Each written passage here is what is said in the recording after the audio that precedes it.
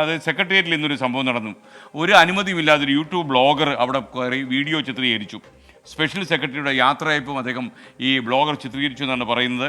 Secretariat പോലെ ഒരു നിരോധിത മേഖല, നിയന്ത്രണ മേഖലയിൽ നമ്മൾ കടക്കാൻ തീർച്ചയായിട്ടും അനുമതി ആവശ്യമാണ്. എന്നാൽ ഈ അനുമതി ഒന്നും ഇല്ലാതെ ആഭ്യന്തര വകുപ്പിൻ്റെ പെർമിഷൻ ഒന്നും എടുക്കാതെയാണ് ഈ ബ്ലോഗർ അവിടെ കയറി ഇത് ഷൂട്ട് ചെയ്ത് ഈ ദൃശ്യങ്ങൾ നമുക്ക് ലഭിച്ചു. So guys, welcome back to another episode of Sion Saji Music and ഇന്നും ഒരു വ്യത്യസ്തമായ ഒരു സാധനമാണ് വ്ളോഗിൽ വരുന്നത്. ബിക്കോസ് ഇത് ഞാൻ കളിച്ച് വളർന്ന സ്ഥലമായിട്ട് അങ്ങനെ പറയാൻ പാടില്ല, എന്നാലും അങ്ങനെയുള്ളൊരു സ്ഥലമാണ് എനിക്ക്. മാധ്യമങ്ങൾക്കും പൊതുജനങ്ങൾക്കും ഉൾപ്പെടെ സെക്രട്ടേറിയറ്റിൽ കർശന നിയന്ത്രണമുള്ളപ്പോഴാണ് ഭരണസിരാ കേന്ദ്രത്തിനകത്തും പുറത്തും വ്ളോഗറുടെ ഷൂട്ടിംഗ്.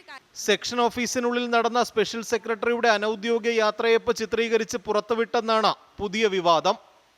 ജലജയന്തിയാണ് ഇപ്പോൾ ജലജയന്തി ഏറ്റുവാങ്ങുന്നത്. ജലജയന്തിയാണ് ഏറ്റവും കൂടുതൽ സങ്കടപ്പെടുന്നത് അമ്മ ഇവിടെ നിന്ന് പോകുന്നതിൽ. കാരണം ജലജയന്തി അമ്മയുടെ അസിസ്റ്റന്റ് ആയിരുന്നു, അമ്മയുടെ ഓഫീസ് അസിസ്റ്റന്റ് ആയിരുന്നു.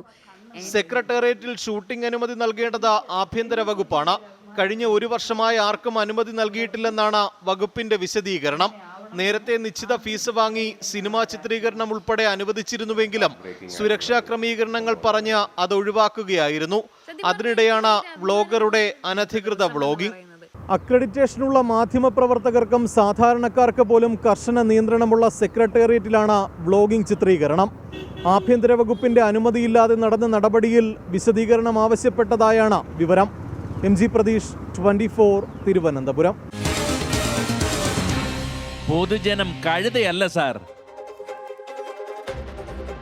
എന്തായാലും ബ്ലോഗറിൻ്റെ ഒരു ഓവർ എന്തൂസിയാസം ഇതിൽ ഉണ്ടായിരിക്കാം എന്നായിരിക്കാം. കാരണം എന്തായാലും ആഭ്യന്തര വകുപ്പ് അന്വേഷിക്കട്ടെ.